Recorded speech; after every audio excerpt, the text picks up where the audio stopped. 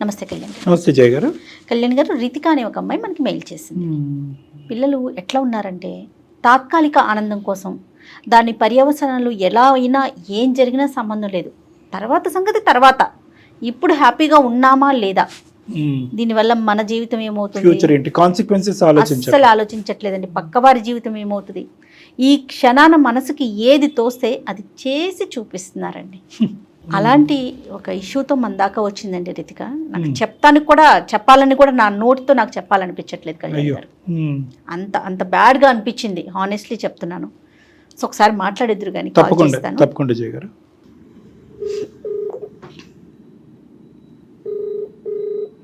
Hello hello Ritika గారమ్మా, నేను జయాని, Suman TV అందమైన జీవితం ప్రోగ్రామ్ నుంచి కాల్ చేస్తున్నాను. మేడం మీరా? థ్యాంక్ యూ మేడం, చాలా thank you so much phone చేసినందుకు. ఓకే అమ్మా, నాతో పాటు డాక్టర్ కళ్యాణ్ చక్రవర్తి గారు ఉన్నారు. మీరు మెయిల్లో ఏదైతే అంశాన్ని పెట్టారో అది పూర్తిగా ఎలాంటి అబద్ధం లేకుండా క్లియర్గా ఒకసారి డాక్టర్ గారికి చెప్పండి. Okay madam. రైట్ అమ్మ రితిక, నమస్తే సార్. చెప్పమ్మా. మా సమస్య ఏంటంటే అది ఎలా చెప్పాలో కూడా తెలియట్లేదు సార్. ఒక చిన్న మిస్టేక్ నా వల్ల జరుగుతుంది. అది మిస్టేక్ కూడా కాదు సార్, నేనే చేశాను, నా చేతిలో నేను చేశాను. ఎంతమ్మా నీ వయసు ఎంత? 26. 26. అంటే ఈ మిస్టేక్ ఏంటమ్మా, మీ జీవితంలోనా వేరే వాళ్ళ జీవితంలోనా? లేదు సార్, నేనే వేరే వాళ్ళ జీవితంలోకి వెళ్ళి వాళ్ళ జీవితాన్ని కొంచెం స్పాయిల్ చేయాల్సి వచ్చింది. చెప్పమ్మా, వివరంగా చెప్పు. నేను బెంగళూరులో సాఫ్ట్వేర్ లో వర్క్ చేసేదాన్ని సార్. ఓకేనమ్మా. అక్కడ ఒక అబ్బాయి పరిచయం అయ్యాడు, సతీష్ అని. తనకి ఆల్రెడీ మ్యారేజ్ అయిపోయింది సార్, ఒక పాప కూడా ఉంది. ఆ విషయం నాకు తెలుసు, ముందే అన్ని తెలుసు మీకు? తెలుసు సార్. కానీ పరిచయాలు పెట్టుకుంటారు. ఫస్ట్ ఫ్రెండ్స్ లానే మూవ్ అయ్యాం. తర్వాత ఉండే కొద్ది ఏంటంటే నాకు ఈ సొసైటీని చూసి, ఆ అబ్బాయిలని అందరినీ చూసి తన బిహేవియర్ కొంచెం మంచిగా అనిపించింది సార్ నాకు. పెళ్ళైన వ్యక్తి అయినా కూడా? అవును సార్.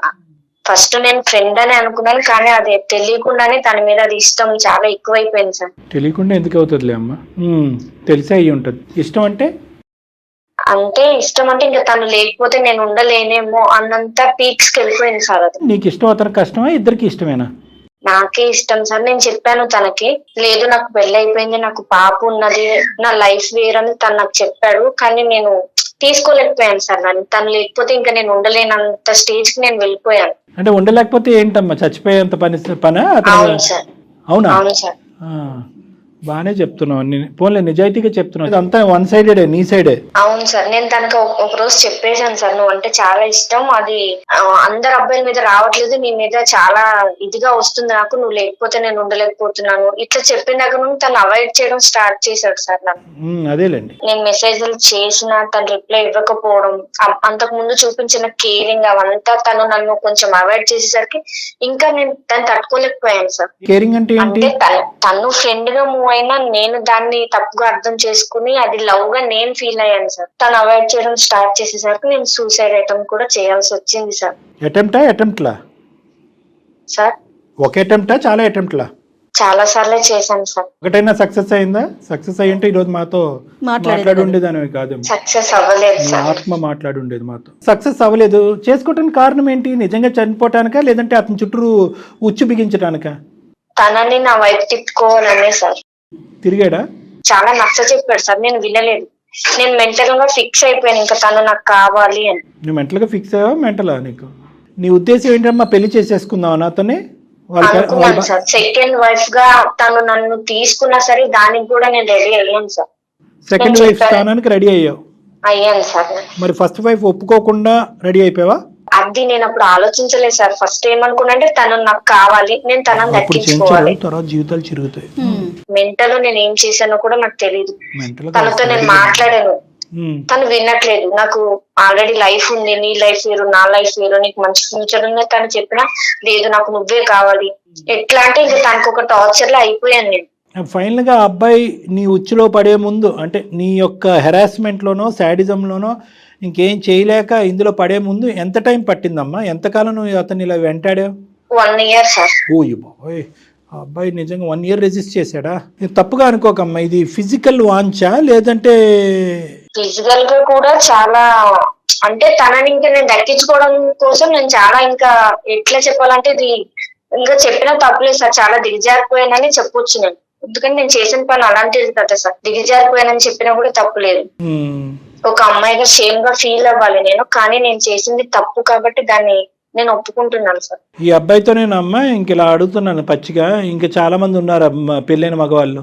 లేదు సార్, తనకు పెళ్ళైందని తెలుసు కూడా తనని చాలా ఇష్టపడ్డాను, అది తప్పే సార్ నాకు ఈ తెలుసు. స్పీడ్ లో నీకు ఎవరు చెప్పలేదా? అమ్మ నాన్న గానీ, ఫ్రెండ్స్ గానీ, స్నేహితులు గానీ?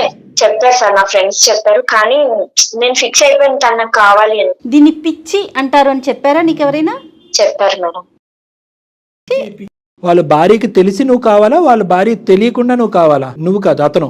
అంటే నేను ఫస్ట్ ఏమనుకున్నానంటే ఎవరికి తెలియకుండా మెయింటైన్ చేద్దామని అనుకున్నాం సార్.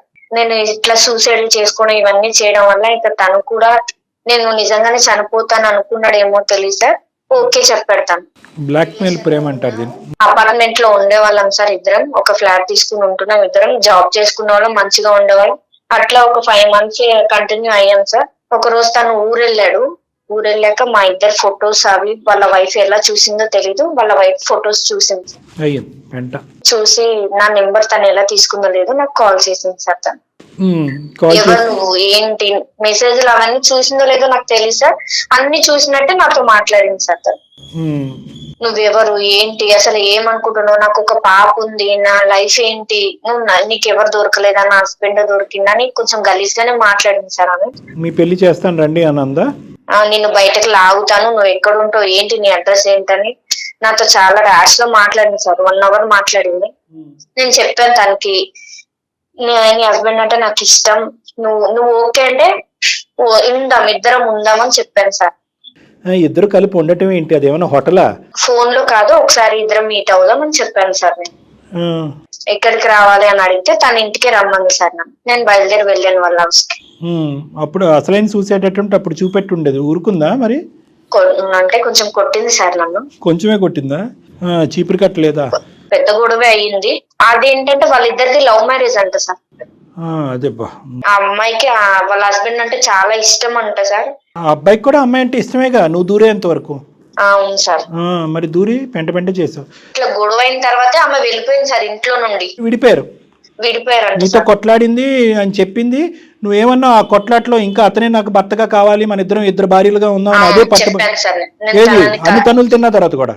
అవును సార్ చెప్పాను, నీకు ఇష్టం ఉంటే నేను ఇట్లా ఉంటాను, ఎవరికి తెలియకుండా ఉందాము, నేను సీక్రెట్ గానే ఉంటాను, మీ ఇద్దరికి మధ్యకి ఇబ్బంది ఏం తీసుకురాను నేను, కానీ తనంటే నాకు ఎక్కడ సీక్రెట్ గా మంచం కింద ఉంటావా? ఏం మాట్లాడుతున్నావు అమ్మా? సీక్రెట్ గా అంటే ఎక్కడ?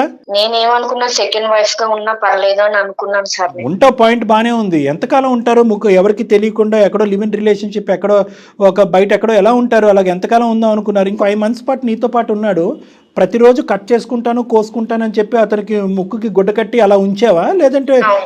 అవును సార్, ప్రతిరోజు. అవును, తన వైఫ్ గుర్తు తెచ్చుకున్నా సరే నేను ఒప్పుకునేదాన్ని కాదు. సో ఎప్పటికప్పుడు ఆ అబ్బాయి బయట పడాలి అనుకున్నాడు కానీ నీతో సంతోషంగా ఉండాలని అయితే లేదు. ఫిజికల్ రిలేషన్షిప్ కూడా అతన్ని టైఅప్ చేయడానికి, కట్టిపడేయడానికి ఇచ్చినటువంటి ఆఫర్, అంతే కదా నువ్వు? ఏమ్మా అసలు ఏం ఆడపిల్లలమ్మా మీరు, ఎలా మాట్లాడాలి నీతో? సిగ్గేస్తుంది. మీ కన్న తల్లిదండ్రులకి తెలుసా తెలీదా? అసలు దుంకి చచ్చిపోతారు వాళ్ళు నీలాంటి బిడ్డను కన్నందుకు. ఏం లేదా, ఒక ఎత్తిక్ లేదా? నచ్చింది ఫిక్స్ అయింది కాబట్టి ముందుకెళ్ళిపోతున్నానంటే అవతల వాళ్ళ జీవితాలు, సంసారాలు. ఇప్పుడు నీ వల్ల వాళ్ళిద్దరు విడిపోయారు, నువ్వు హ్యాపీయా? నువ్వు హ్యాపీ అయి ఉంటావులే, 2 భార్యల బదులు ఒకే భార్యగా నువ్వు ఇప్పుడు. ఇంకా అట్లా గొడవ అయిన తర్వాత వాళ్ళిద్దరు విడిపోయారని తెలిసిన తర్వాత నేను తనకు ఫోన్లు చేస్తే తను తిట్టాడు సార్ నన్ను. నేను నీకు ముందే చెప్పాను కదా, నీ వల్ల నా వైఫ్ నేను వదులుకోవాల్సి వస్తుంది, నా పాప ఫ్యూచర్ ఏంటి, నా వైఫ్ ఒక్కతే ఎట్లా చూసుకుంటది నా పాపని, మేము మంచిగా హ్యాపీగా ఉండేవాళ్ళం, నువ్వు మధ్యలో వచ్చావు, నేను నీకు ముందే చెప్పాను వద్దు, ఇది కరెక్ట్ కాదు అని నేను చెప్పాను. నేను తనకు ఒక మాట ఇచ్చాను సార్, ఎవరికన్నా తెలిస్తే నేను నీ మధ్యలో ఎలా వచ్చాను అలానే వెళ్ళిపోతాను అని చెప్పాను సార్. నేను తనకి మాట ఇచ్చాను. చీకటి బ్రతుకమ్మ ఇది, ఏం కండిషన్లు, ఏం రూల్స్ అండ్ రెగ్యులేషన్స్ ఇవి? అంటే ఎవరికన్నా తెలిస్తే కంటే జీవితాంతం ఇలా చీకట్లోనే ఉందాం అనుకున్నారా? తెలుస్తుంది అని అసలు అనుకోలేదు సార్. నేను నిజంగా తెలియకుండా ఉండాలనే అనుకున్నాను, కానీ తన వైఫ్ నట్టో బోల్టో పోయిందిరా, నీకు అర్జెంటుగా బిగించాలి అది. నాకైతే మాత్రం ఇదేదో, సారీ నేను ఇలా అంటున్నాను, ఆడపిల్లలతో ఇలా మాట్లాడను, ఇదేదో ఫస్ట్ అటెంప్ట్ ఎక్స్పీరియన్స్ లాగా నాకు అనిపించట్లేదమ్మా. నువ్వు ఈ ప్రయత్నాలు చాలా చేసి ఫైనల్గా ఒక బక్కరగాడు దొరికేటప్పటికి వల్లో వేసుకున్నావు. మరి నీకు మరీ అంత దిక్కులేనటువంటి పరిస్థితి ఏంటమ్మా? చదువుకున్నావు, సాఫ్ట్వేర్ ఉద్యోగం చేస్తున్నావు, ఆ అమ్మాయి అంత కొట్టి తిట్టినా కూడా అప్పుడైనా ఆ అమ్మాయి కాళ్ళ మీద పడి తప్పు ఒప్పుకుని క్షమాపణ అడిగి బయటికి వెళ్లకుండా ఇంకా నువ్వు అదే పాట పాడి బయటకు వచ్చేటప్పటికి వాళ్ళిద్దరు విడిపోయారు. మరి మూడో వ్యక్తికి తెలిసాక నేను విత్డ్రా అవుతాను అన్నావు కదా, మరి మూడో వ్యక్తి కాదు భార్యకే తెలిసినప్పుడు నువ్వు అప్పటికే విత్డ్రా అవ్వాలి కదా. అమ్మాయి అంత తిట్టి అవమానించినప్పుడు మళ్ళీ నేను పట్టిన కుందేలకు మూడే కాళ్ళు అన్నట్టు బయటకు అలా నడుచుకుని వస్తే నేనేమనుకున్నా ఎక్కడ ఒక హోప్ ఉంది సార్. అంటే ఇప్పుడు మొత్తం వాళ్ళ వైఫ్ కూడా తెలిసిపోయింది, గొడవైంది, వదలడేమో నన్ను.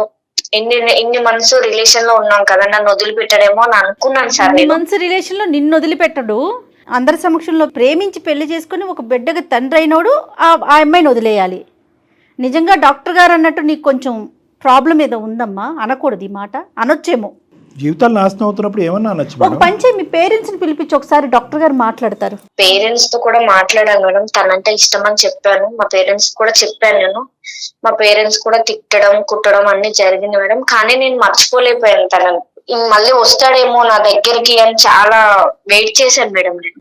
అసలు నువ్వేం నేను అప్పుడే పేరెంట్స్ కాదు, మామయ్యలు కాదు, పెద్దనాన్నలు కాదు, నీకు అర్జెంటుగా అప్పుడు తీసుకెళ్ళి సైకాట్రిస్ట్ దగ్గర పట్టుకెళ్ళి హాస్పిటల్లో అడ్మిట్ చేసి ఒక 2-3 కరెంట్ షాక్లు ఇప్పిస్తే అప్పుడు నీ మత్తు వదులుతుంది. అంతే, ఇంకేం చేయాలో. ఇలాంటి మత్తులు, పిచ్చి మత్తులకి. మంచి ప్రేమించుకున్న జంట జీవితాల్లో, ప్రేమించి పెళ్లి చేసుకుని ఒక బిడ్డను కన్నా జీవితంలో నిప్పులు పోసావంటారు చూడు, ఇదే నిప్పులు పోయటం. ఇప్పుడు ఏం చేయాలని మా దగ్గరికి వచ్చావు? నాకు నా మీద నాకే బ్లేమ్ వస్తుంది సార్. అంటే నా మీద నాకే చిరాకు వస్తుంది. నేను చేసిన ఒక చిన్న మిస్టేక్ వల్ల ఒక లైఫ్ స్పాయిల్ అయిపోయింది. ఒక చిన్న పాప ఉంది వాళ్ళకి. ఆ పాప నేను ఒక మూవీలో చూసాను సార్. ఇప్పుడు హస్బెండ్ తప్పు చేశాడని వైఫ్ బిడ్డతో సహా చనిపోయింది. ముందు చూడలేదా మూవీ? ముందు చూడలేదు సార్. అంటే మెంటల్ గా ఫిక్స్ అయిపోయి నాకు అసలు లెక్క ప్రకారం ఇప్పుడు చేయాలి సూసైడ్ అటెంప్ట్. ఇప్పుడు చేయలేదే నువ్వు? ఇప్పుడు చేయవా? చెయ్యను సార్. వాళ్ళిద్దరిని కలపాలని నేను అనుకుంటున్నాను సార్. అందుకే నేను ఎవరి దగ్గరికి వెళ్ళినా సరే నన్ను తప్పుగానే చూస్తారు సార్. ఎందుకంటే నేను చేసిందే తప్పు పని. ఇంతమంది చచ్చిపోతున్నా, ఇన్ని జీవితాలు నాశనం అయిపోయిన బుద్ధిరాని నువ్వు ఒక సినిమా చూసి ఒక భార్య పిల్లలు ఇలా చచ్చిపోవచ్చు, ఒక ఆడది ఎంటర్ అవుతాయి కనుక అనేటటువంటి ఆలోచనతో మారిపోయి ఈ రోజు అందమైన జీవితం ఫోన్ చేసావు. అన్ని ఎక్స్ట్రీమ్స్ ఆ పిల్లలు. సినిమా మార్చేస్తుందమ్మా నిన్ను, జీవితాలు మార్చలేదు. కానీ ఇప్పుడు మాకు దానికి ఫోన్ చేసావు అంటే వాళ్ళిద్దరిని కలపమనా? అవును సార్. ఆ అబ్బాయి ఇంకా టచ్ లోనే ఉన్నాడా నీతో?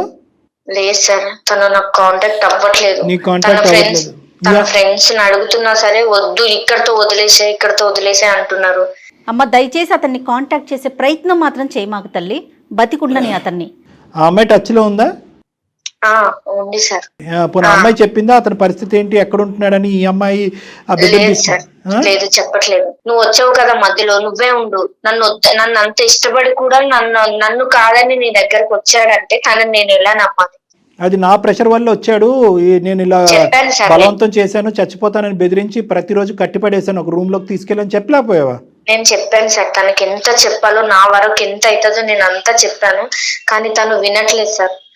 కాదు, ఇప్పుడు నీ లెక్క ప్రకారం మనం ఎవరితో మాట్లాడాలి? ఆవిడతో మాట్లాడాలా, అతనితో మాట్లాడాలా? తననే ఫస్ట్ కాంప్రమైజ్ చేయాలనుకుంటున్నాను సార్. నా వల్ల అవ్వట్లేదు.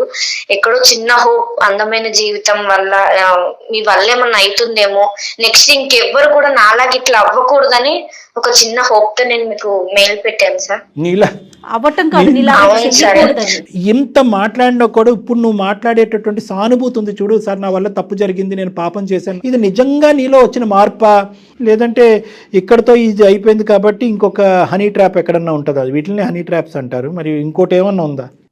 లేదు సార్, ఇట్లాంటిది ఏమి లేదు. మరి ఏంటి ఈ అబ్బాయిలో ఉన్న అంత గొప్ప ప్రత్యేకత? వాళ్ళ జిగురులాగా అంటుకుని కూర్చున్నావు, ఫెవికాల్ లాగా. ప్రత్యేకత అంటే నేను ఇప్పటి వరకు చూసిన అబ్బాయిలో, నేను ఇన్ని సంవత్సరాలు చదువుకున్నాను, జాబ్ చేస్తున్నాను. నేను జాబ్ చేస్తూ కూడా 3 years అవుతుంది సార్.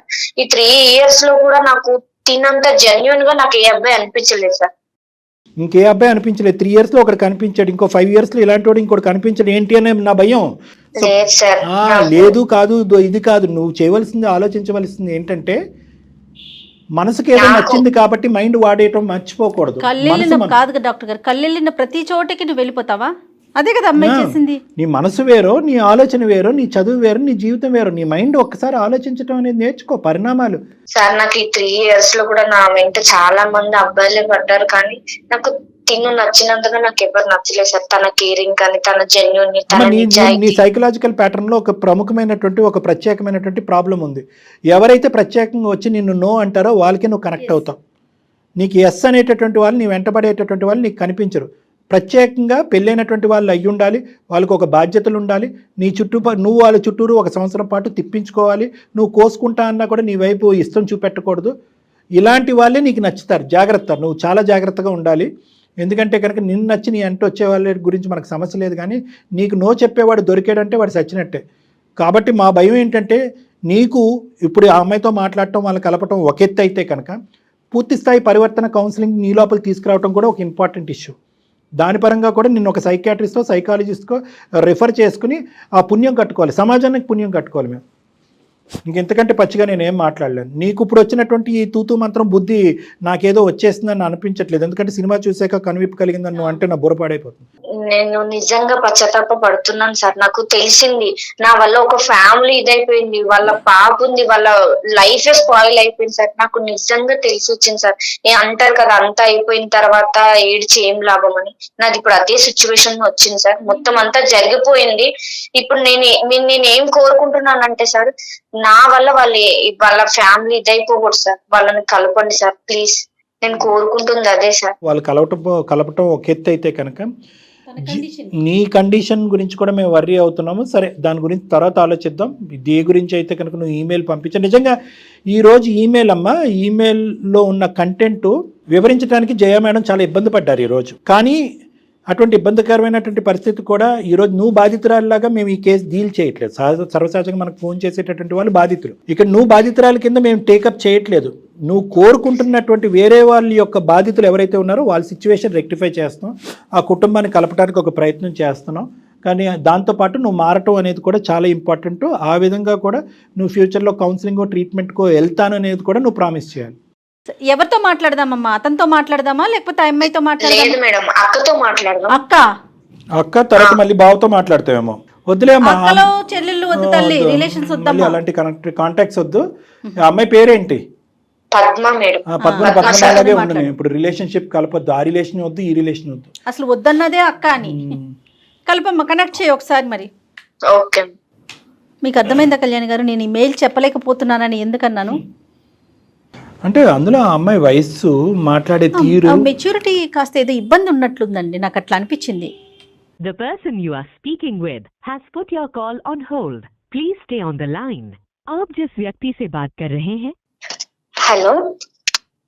హలో అక్క, నేను రితికాని. రితికానా? నేను అక్క రితికాని, సతీష్ ఎక్స్. ఎందుకు ఫోన్ చేస్తున్నావు నాకు?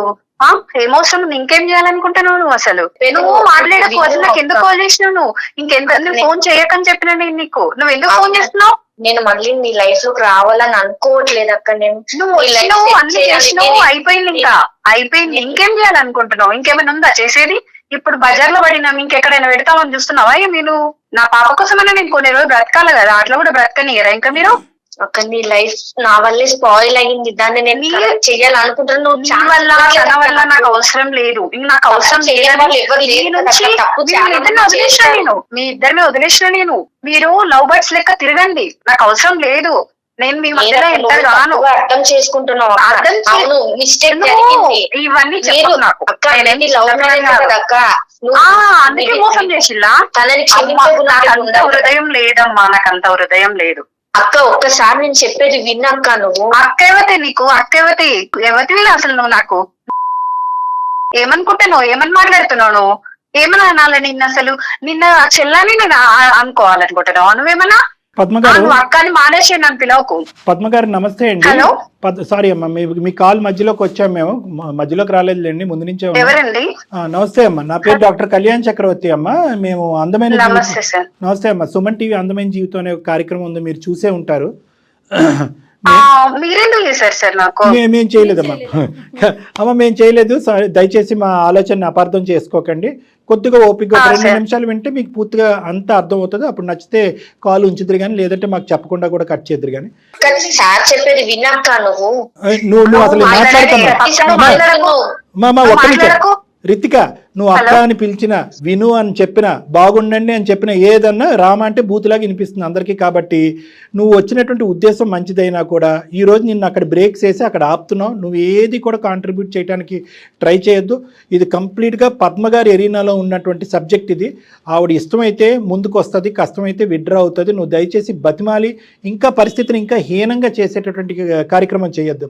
పద్మగారు, మేము అందమైన జీవితం నుంచి నేను డాక్టర్ కళ్యాణ్ చక్రవర్తి, నాతో పాటు జయ గారు ఉన్నారు, నమస్తే అండి, సీనియర్ హోస్ట్.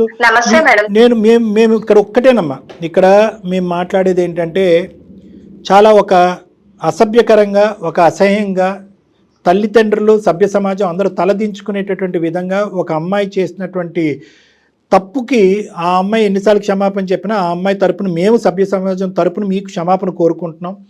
ఎందుకంటే పచ్చగా ఉన్నటువంటి ఒక కాపురం ఈరోజు విచ్ఛిన్నం అయిపోయింది, అతి దారుణమైన పరిస్థితికి వెళ్ళిపోయింది అనేది మేము మనస్ఫూర్తిగా చింతిస్తున్నాం, బాధపడుతున్నాం. తల్లి, జరిగినటువంటి కథ అంతా కూడా మేము ఈ అమ్మాయి మాటల్లో విన్నాం. మీ వరకు ఏం విన్నారు అనేది, ఎందుకు మీరు మనస్తాపం చెందారు, మీరు ఏం కోరుకుంటున్నారు, ప్రస్తుతం మీ భర్త గారి యొక్క పరిస్థితి, మీరు ఎక్కడున్నారు, బెడ్ ఎక్కడుంది, ఇవి కొద్దిగా మాకు వివరించండి అమ్మ, ఒక 2 నిమిషాలు. నేను ఒక 2 మినిట్స్ మాట్లాడతాను. Please, your most. అసలు జరిగింది ఏంటంటే సార్, నేను మా హస్బెండ్ ఇంతకు ముందు ఇక్కడ హైదరాబాద్ లో ఉండేవాళ్ళం సార్. ఇక్కడ మాది లవ్ మ్యారేజ్ సార్. మేమిద్దరం ఒక 1 year వరకు, 1.5 year వరకు లవ్ చేసుకుని పెళ్లి చేసుకున్నాం సార్. పెళ్లి కూడా మా పేరెంట్స్, నేను వాళ్ళు ఒప్పుకోకపోయినా నేను వాళ్ళని ఒప్పించి మరి మ్యారేజ్ చేసుకున్నాను సార్. చేసుకున్నాక మేము బెంగళూరులో వెళ్ళిపోయాం సార్. అక్కడికి షిఫ్ట్ అయిపోయాను. నాకు ప్రెగ్నెన్సీ వల్ల నేను జాబ్ ఆఫ్ చేసాను సార్. కొంచెం నాకు బెడ్ రెస్ట్ వల్ల నేను హైదరాబాద్ కి, ఇక్కడికి మా ప్రాపర్ వచ్చి హైదరాబాద్ సార్. నేను హైదరాబాద్ మా మమ్మీ వాళ్ళ దగ్గరికి వచ్చినాను సార్. డెలివరీ కోసం వచ్చి కొంచెం నాకు హెల్త్ బాగాలేక ఇక్కడికి వచ్చినాను. మా హస్బెండ్ అక్కడే ఉన్నారు. పుట్టింటికి వచ్చాను మేడం. నేను ఇక్కడికి వచ్చినాక మా హస్బెండ్ అక్కడే జాబ్ చేస్తున్నాడు. నాకు రోజు కాల్ చేసేది. చాలా బాగుండేది మేడం. మేము మా లైఫ్ చాలా అంటే చాలా హ్యాపీగా మూవ్ అయింది మేడం. ఇంత లైఫ్ నాకు దేవుడు ఇచ్చినందుకు చాలా గ్రేట్ అని నేను బాగా అదైపోయినా. నేను మా పేరెంట్స్ కూడా సరే బాగుంటున్నారని చెప్పేసి వాళ్ళు కూడా హ్యాపీగా ఫీల్ అయ్యారు. మా బేబీ పుట్టిన తర్వాత 1 year నుంచి మేడం సరిగా మాట్లాడడం లేదు, సరిగా రావడం లేదు. 1 month కి ఒకసారి వచ్చారు. 1 month లో 15 days కి ఒకసారి వచ్చేవాడు. 1 month కూడా రాకుండా అయిపోయాడు. అట్లా ఒక 1 year వరకు చేశాడు. నాకు ఎందుకో డౌట్ వచ్చింది.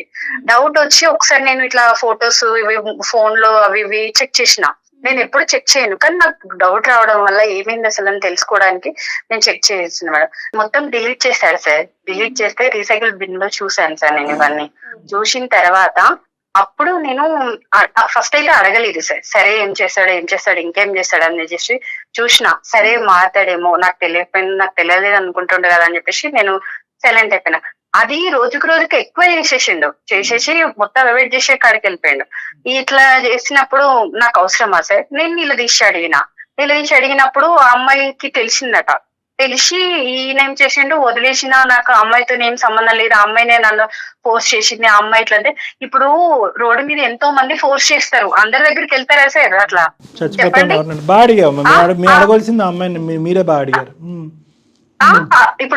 ఇప్పుడు నా లైఫ్ గురించి ఆలోచించాలి కదా. నేను ఆయన నమ్ముకొని వచ్చిన కదా సార్, నా పేరెంట్స్ ని వదులుకొని.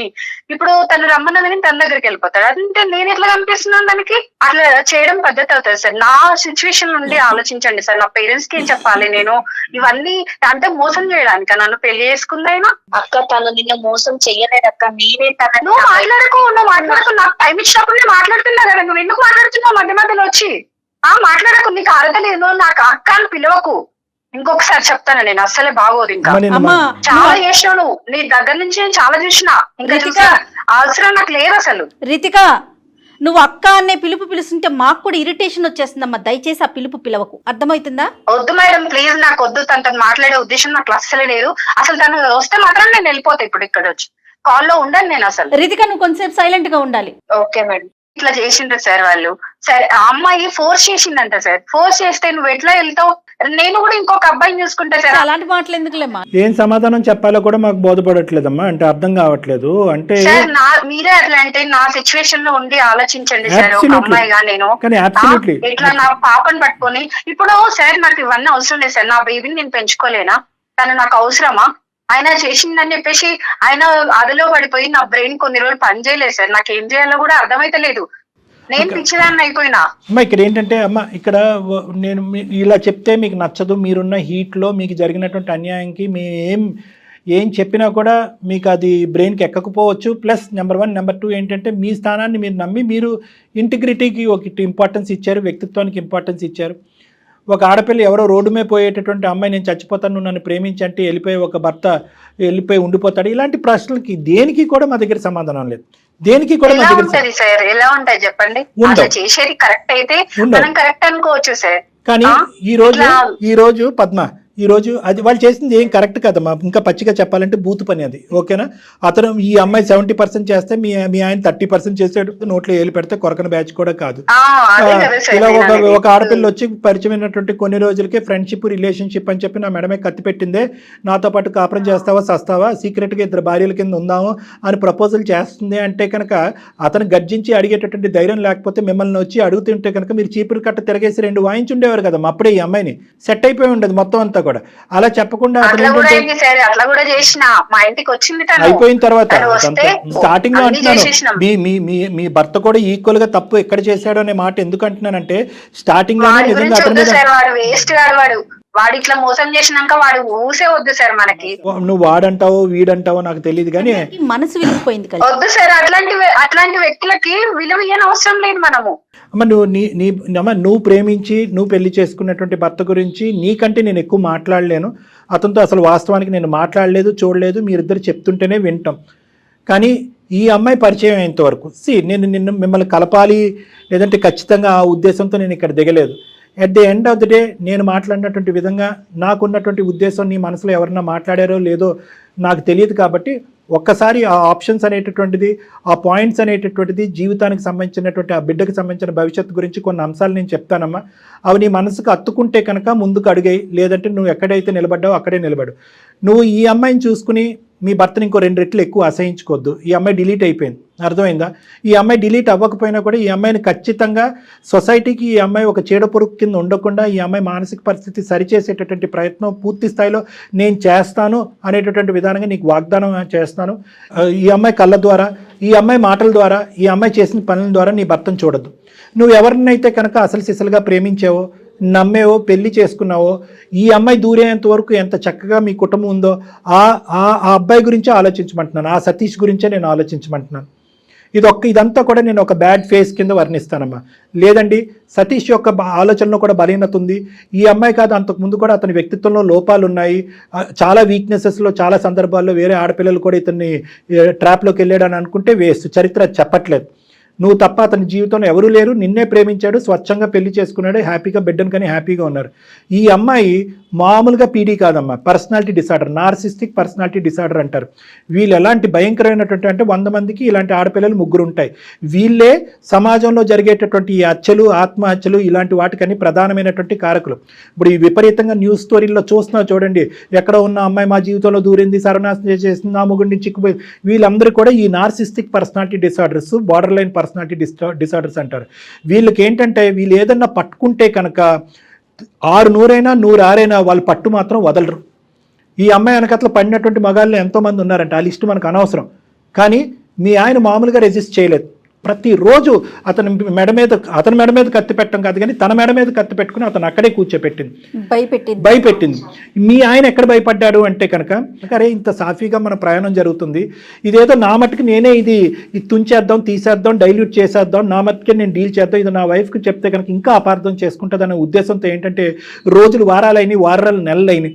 సో వీళ్ళ రిలేషన్షిప్ అప్పటికే ఏంటంటే వీళ్ళిద్దరూ ఒక బలహీనమైన క్షణంలో ఆ విధంగా కూడా ఫిజికల్గా కూడా ఇది అయిపోవడంతో అతను భయపడటం మొదలుపెట్టి సింగిల్ హ్యాండెడ్గా ఈ అమ్మాయిని తప్పించడానికి ప్రయత్నం చేసి పెద్ద తప్పు చేశాడు.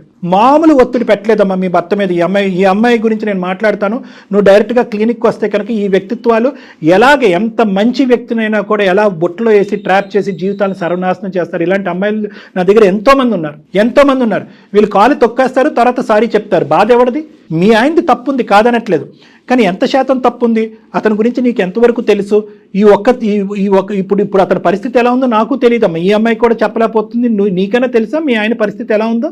అంటే ఇట్లా కొన్ని వ్యసనాలకి అలవాటు పడ్డాడని, డ్రింక్ చేస్తున్నాడని, హెల్త్ బాగా ఖరాబ్ అయిపోయిందని తెలిసింది సార్. నాకు కూడా చాలా సార్లు వచ్చి నన్ను బ్రతిమలాడిండు సార్.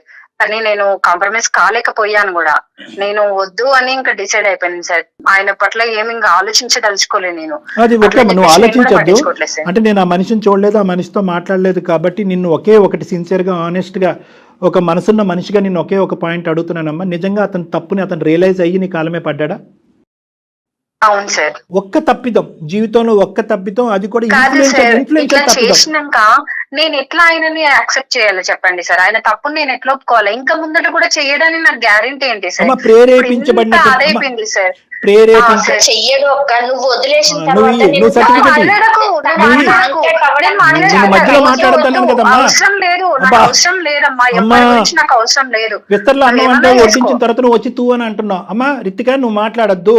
నువ్వు ఇస్తావా సర్టిఫికెట్ మారేడని? వాళ్ళని కలపమంటావా వద్దంటావా? కలపమని చెప్తున్నా. తనకి వాళ్ళ హస్బెండ్, తన వైఫ్ అంటే చాలా ఇష్టం తనకి, అది నాకు తెలుసు సార్. నువ్వు తెలుసుకొని ఎట్లా చేస్తే బాగుంటదని చేసి చేసినావు కదా ఇన్ని రోజులు. తను చూస్తారని నేను ఎక్స్పెక్ట్ చేయలేదు సార్. సర్లే నువ్వు పాత స్టోరీ మళ్ళీ సినిమా తిప్పద్దు కానీ నీ వ్యక్తిత్వం గురించి తర్వాత మాట్లాడుకుందాం. అమ్మ ఈ అమ్మాయితో అసలు జోక్యం లేదమ్మా. అమ్మ ఈ అమ్మాయి అసలు ప్రస్తావన వద్దు. మీ ఆయన మారేడా లేదా అనేటటువంటిది ఈ అమ్మాయికి ఏం తెలుసు? పిచ్చిమోహం. ఈవిడ ఏదో పట్టుకుని ఏదో ఏలాడుతూ అందరి జీవితాలు నాశనం చేస్తుంది. ఆ అమ్మాయితో చాలా పని ఉంది మాకు, తర్వాత చెప్తాను నేను. అది నాకు నీ వరకు మాత్రం నీ భర్త ఈరోజు అతని పరిస్థితి ఏమీ బాగాలేదు అని అంటున్నావు. బిడ్డను బాగా చూసుకునేవాడు, భార్యను బాగా చూసుకునేవాడు. కేవలం ప్రెగ్నెన్సీ టైంలో ఈ అమ్మాయి పెట్టినటువంటి మానసిక పరమైనటువంటి ఇన్ఫ్లుయెన్షియల్ బ్లాక్మెయిల్ ఒత్తిడి ఇది. ఆ ఒత్తిడికి అతను తలొగ్గి ఒక తప్పు చేశాడు. నువ్వు ఇప్పటికిప్పుడు నువ్వు ఏదో ఒప్పేసుకుని నా మాట మీద గౌరవంతోనో ఇంకోటో ఏదో ముందుకెళ్ళిపోమని నేను అనట్లే. ఒక్కసారి మీరు వస్తే కనుక నేను కూడా అతన్ని ఫోన్ చేసి పిలిపించుకుంటాను నా దగ్గరికి. నా సమక్షంలోనే మీరు మాట్లాడుకోండి. దయచేసి ఈ కాపురం మాత్రం విడిపోవలసినటువంటి కాపురం కాదు. ఇలా అయితే కనుక మీరు కానీ ఈ బేసిస్ మీద విడిపోతే కనుక, ఇదే ఎగ్జాంపుల్ తీసుకుని ఇలాంటి ఆడపిల్లలు చాలామంది ఉన్నారు సమాజంలో. ఈ మొత్తం ప్లాట్ఫామ్ని, ఈ ఎపిసోడ్ని వాళ్ళకి కావాల్సినటువంటి విధంగా వాడుకుని అరే ఇలా పొల్ల పెడితే కనుక విడిపోతారనమాట అనేటటువంటిది ఎగ్జాంపుల్ కింద తీసుకుని ముందుకెళ్తారమ్మా. మీరిద్దరు భార్యాభర్తలు మీ ప్రేమ నిజమైంది అనేటటువంటిది ప్రూవ్ చేసుకోవాలి. ఆ పిల్లకి ఒక చక్కటి తల్లిదండ్రుల కింద మారి ముందుకెళ్తాం అనేటటువంటి ఆలోచనతో ముందుకెళ్ళాలి. దానికి మీ ఇద్దరిని కలపడానికి ఏ వంతు ప్రయత్నం చేయమని నా వంతు ప్రయత్నం చేస్తాను. ఏ స్థాయి వరకైనా వెళ్తాను. మార్పు రాకపోతే మీ ఆయన కూడా మొండిగా వ్యవహరించి ఏమి రియలైజ్ కానటువంటి మాట్లాడండి సార్. మాట్లాడండి ఫస్ట్, మీరు తనతో మాట్లాడండి సార్. తర్వాత నేను ఆలోచిస్తాను సార్. నేను కూడా వెరీ గుడ్ అమ్మా, వెరీ గుడ్. అట్లీస్ట్ నాకు ఆ చిన్నపాటి అవకాశం ఇచ్చావు కదా, నేను దూరిపోతాను. నేను అనేది ఏంటంటే అతనికి ఫోన్ చేస్తాను, అతనికి ఫోన్ చేసి నా క్లినిక్ పిలిపించుకుని నేను మాట్లాడతాను. నేను ఫోన్ చేసినప్పుడు ఒక 2-3 సార్లు అతనితో మాట్లాడిన తర్వాత నువ్వు వద్ది కానీ ఇద్దరు ఎదురు కూర్చొని మాట్లాడుకుందాం. మీరిద్దరు ఏమనుకుంటే అదే ఫైనల్గా నేను ఏకీభవిస్తాను. నా నమ్మకం నాకు ఉంది కానీ final decision is up to both of you. సరే సార్, నేనైతే కాంప్రమైజ్ అవ్వలేను సార్. మీరు చెప్తున్నారు కాబట్టి నా వర్షన్ కూడా నాకు ఉంటది కదా సార్. మాట్లాడినప్పుడు అవి కూడా చెప్పగలుగుతాను నేను. పద్మ గారు ఒక్క మాట మీరు చెప్పేది 100% కరెక్టే. కానీ డాక్టర్ గారు మేము ఏం చెప్తున్నాం, మీరు అసలు ఒకసారి రండి, ఆ తర్వాత మీరే డెసిషన్ తీసుకోండి. సరే మేడం, మీరు చెప్తున్నారు కదా మేడం. నీ మాట మీద నీ నమ్మకం నీకుందమ్మా. నా ఆలోచన, నా అనుభవం మీద నాకు నమ్మకం ఉంది. ఈ రెండు కలిపి ఎక్కడి వరకు వెళ్తాయి అనేది మనం మ్యాచ్ చేసుకుని చూద్దాం. మిగతాది భగవంతుడి చేతిలో వదులుదాం. ఏమ్మా ఆ బిడ్డ భవిష్యత్తు చేతిలో అంతే వదిలేయాలి. ఇప్పటి నుంచి అయితే తను అయితే నాకు కాల్ చేయదు సార్. అది శూర్పణఖ సార్, శూర్పణఖ.